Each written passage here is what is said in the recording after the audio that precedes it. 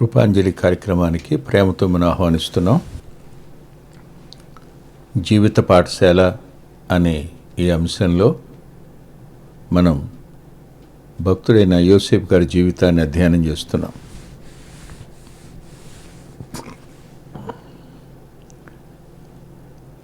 నలభై 8వ అధ్యాయం ఆదికాండం 1వ వచనం.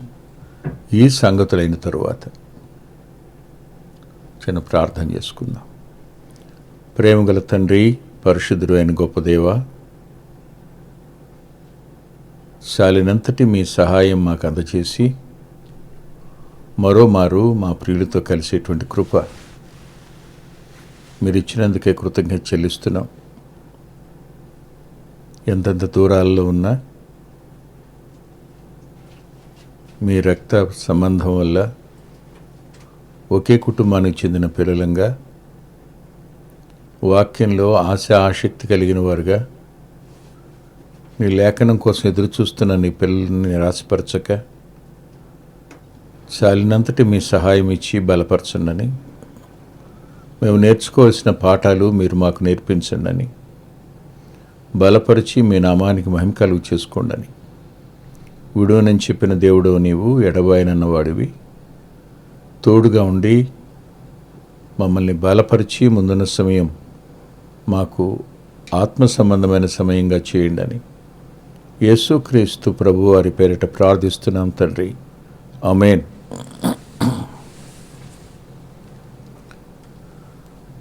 యాకోబు గారు తన కుమారుడైన యోసేపుతో వాగ్దానం చేయించుకున్నాడు. తనను తీసుకుని వెళ్ళి కనానులోనే పాతిపెట్టమని. అంతేకాదు, యాకోబు తన కోసం ముందే సమాధి సిద్ధం చేసుకున్నాడు. ఆదికాండం 5వ అధ్యాయంలో 5వ వచనంలో ఇలా రాస్తుంది. 50వ అధ్యాయం, 5 కాదు, 50వ అధ్యాయం 5వ వచనంలో, కనానులో నా నిమిత్తము సమాధి తవ్వించి తిని కదా.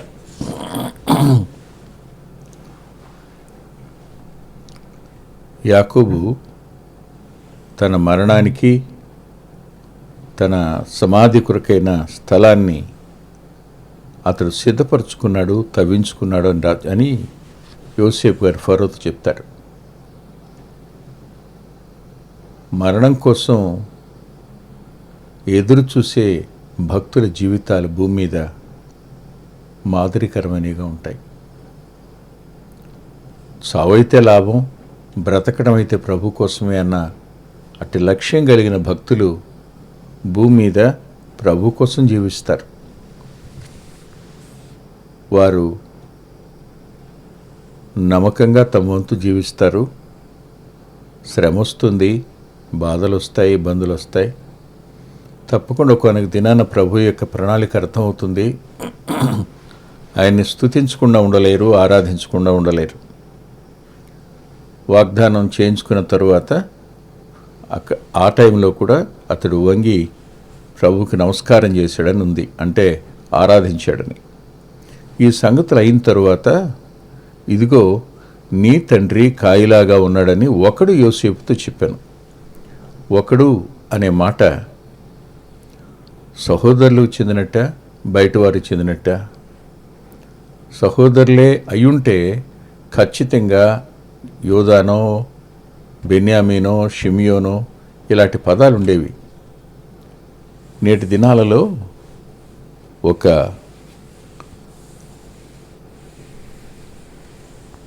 పద్ధతి నడుస్తోంది.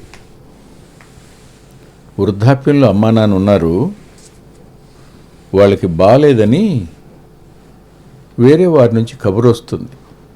అప్పుడు అన్నదమ్ములో, అక్క చెల్లెళ్ళలో మాకెందుకు కబురు పెట్టలేదు అనే ఒక భేషజం అడ్డు రావడం చూస్తుంటాం. ఇది సరైంది కాదు అని మనం గ్రహించాలి. సమాచారం వచ్చింది, ప్రేమ ఆ సమాచారాన్ని హృదయపూర్వకంగా స్వీకరించడం జరుగుతుంది.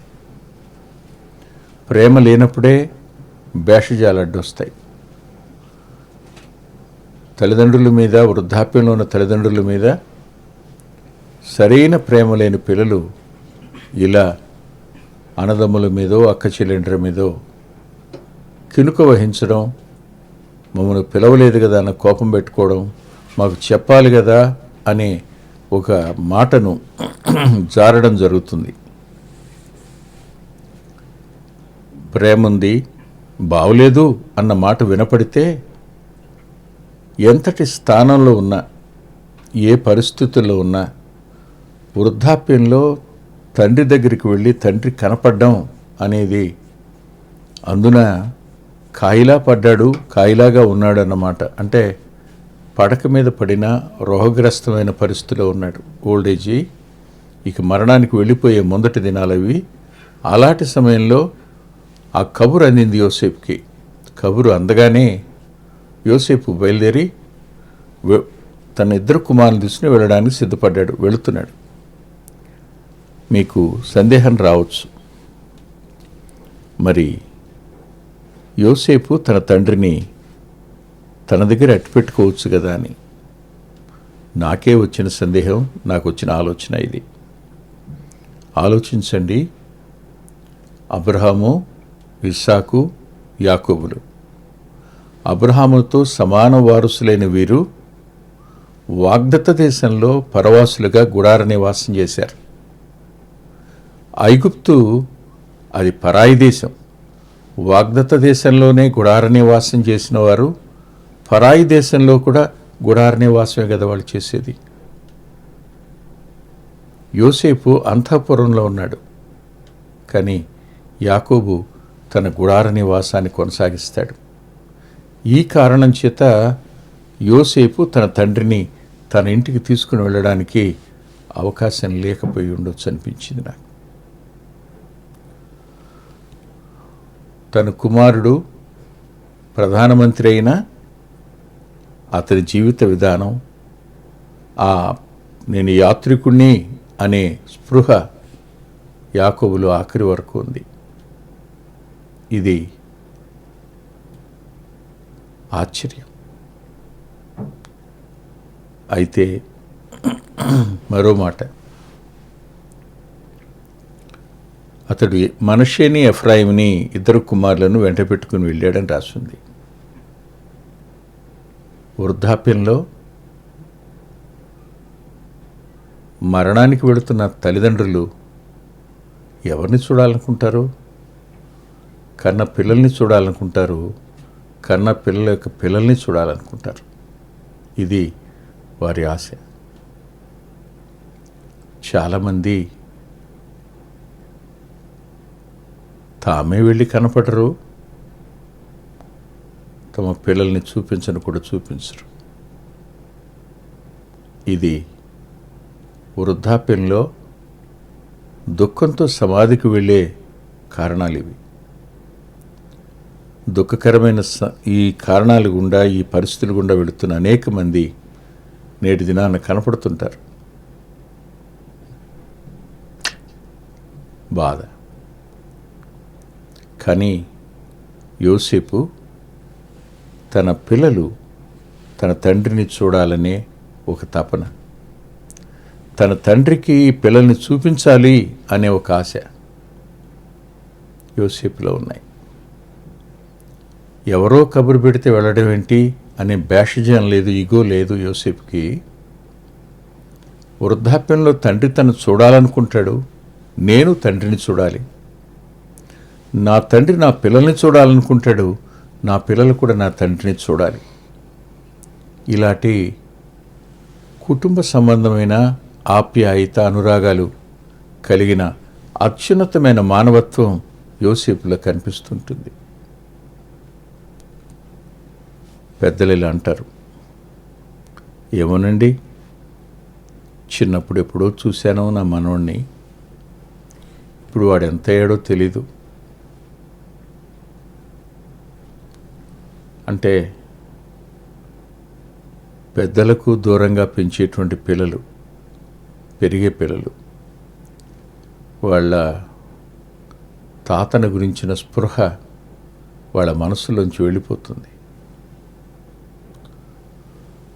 అతడు ఎంత భక్తుడైనా, అతడు ఎలా దేవునితో మాట్లాడిన వాడైనా,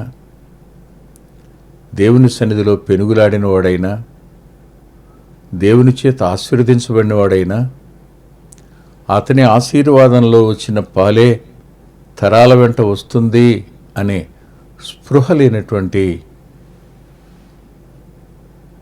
బిడ్డలు తమ పిల్లల్ని తండ్రి వద్దకు తీసుకుని రావడానికి వీలు కాదు.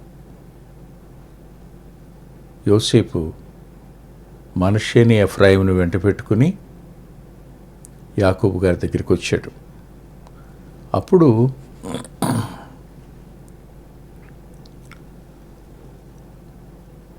రాసిన మాట ఏమిటంటే 2వ వచనంలో,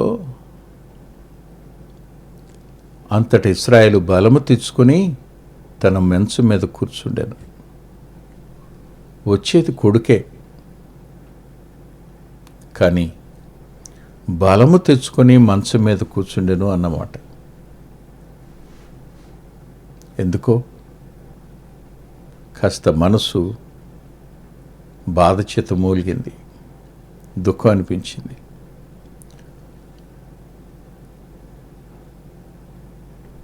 రాత్రి పెనుయేల్లో పోరాడినవాడు ఈ దినాన్న కూర్చోవడానికి బలం తెచ్చుకోవాల్సిన పరిస్థితి వచ్చింది. ఆయన పాదాలు పట్టుకుని దీవించే వరకు నేను విడిచిపెట్టనని పెనుగులాడిన వ్యక్తి లేచి కూర్చోవడం కష్టంగా అయిపోయినంత కాయిలా పడ్డాడు. బలం తెచ్చుకొని లేచి కూర్చున్నట్టు, బలం తెచ్చుకుని. నాకు ఓ సేవకుడు తెలుసు. ఆయన మరణావస్థలో ఉన్నాడు. పెద్ద కొడుకు దూరంగా ఉన్నాడు. తాను ప్రేమించిన కొడుకతను ఆయన తండ్రిని చూడడానికి వచ్చాడు. అవి లాస్ట్ మినిట్స్. ఇక కొడుకుని చూడగానే చేయలా పట్టుకుని, నేను చూడడం కోసమే ఉన్నాను నాన్న అని కన్ను మూసి ప్రాణం విడిచాడు. నిన్ను చూడడం కోసమే ఉన్నాను నాన్న, అదే ఆఖరి మాట. వృద్ధాప్యంలో ఏ వ్యక్తికైనా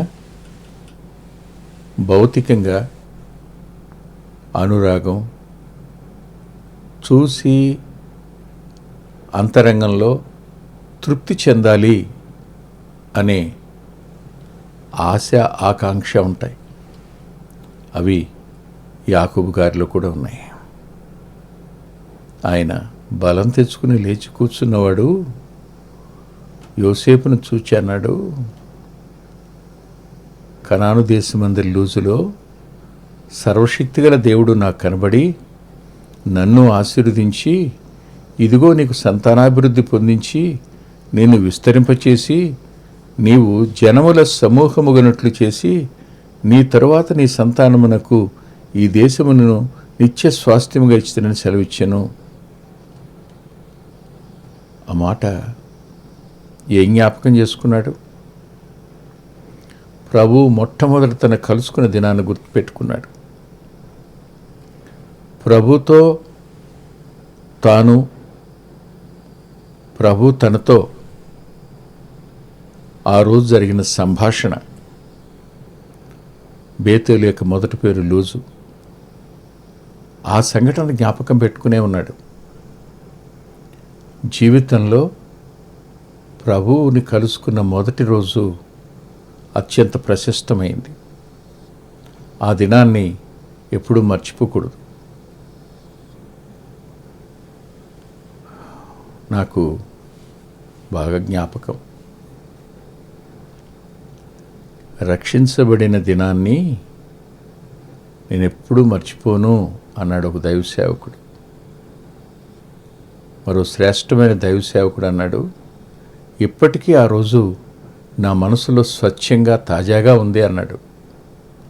యాకోబు అంతరంగంలో తాజాగా ఉన్న ఆ ప్రభు తనను కలుసుకున్న రోజు,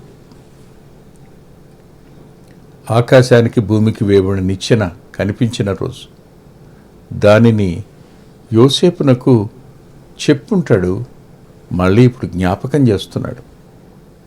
నీ సంతానాన్ని నేను ఆశీర్వదిస్తాను, సంతానానికి ఇస్తాను అన్నమాట. ఈ మాట చెప్పి అప్పుడు ఏమన్నాడంటే, నేను ఐగుప్తులో నీ వద్దకు రాకమునుపు నీకు పుట్టిన 2 కుమారులు నా బిడ్డలే. నీకు పుట్టిన 2 కుమారులు నా బిడ్డలే.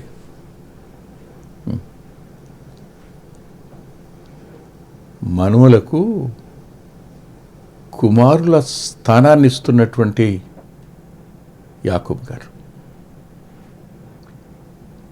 మనుమలిద్దరికీ కుమారుల యొక్క స్థానాన్ని ఇవ్వడం. ఎందుకు ఇలా? ఏమిటి ఇలా? జ్యేష్ఠునికి 2 అంతలు ఇస్తారు కదా. రూబేను తన జ్యేష్ఠత్వాన్ని కోల్పోయాడు. యాకోబు దృష్టిలో రాహేలు పెద్ద కుమారుడైన యోసేపుకు ఆ స్థానం ఇస్తున్నాడు. ఇస్తున్నవాడు నీ 2 పిల్లలు నా పిల్లలే అని ఊరుకోలే. ఆయన అన్న మాట ఏమిటంటే, రూబేను, షిమియోను, ఎఫ్రాయిము, మనషే. రూబేను, షిమియోను లేయాకు పుట్టినవాళ్ళు. యోసేపు, బెన్యామీనులు రాహేలుకు జన్మించినవారు. కానీ రాహేలుకు జన్మించిన వారి స్థానంలో రూబేను, షిమియోనుల సరసన మనషే, ఎఫ్రాయిముల్ని పెట్టి నా బిడ్డలయ్యిందురు అన్నాడు.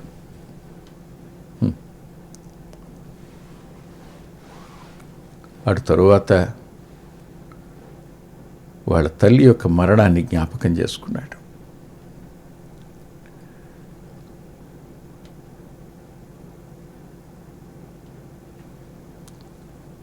యోసేపు కళ్ళ ముందుకు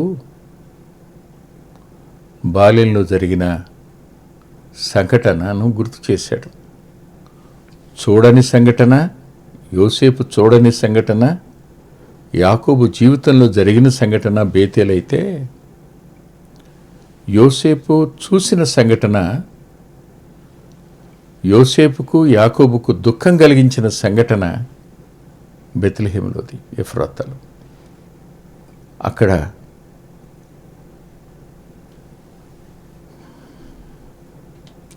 నేను ఆమెను పాతిపెట్టాను అనడమే కాకుండా ఒక మాట చాలా చక్కగా రాశాడు.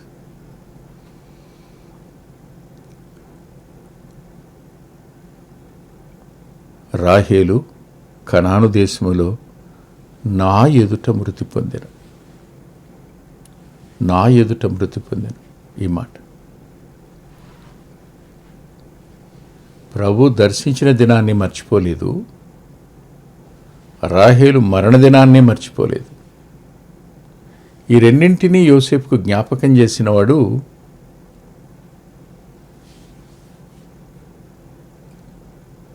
ఆగి, వీరిద్దరు ఎవరు అన్నాడు. అన్నప్పుడు నా కుమారులే, వీరిని ఈ దేశమందు దేవుడు నాకు అనుగ్రహించాడు అని చెప్పాడు. వారిని దీవించి నా దగ్గర తీసుకుని రా అన్నాడు.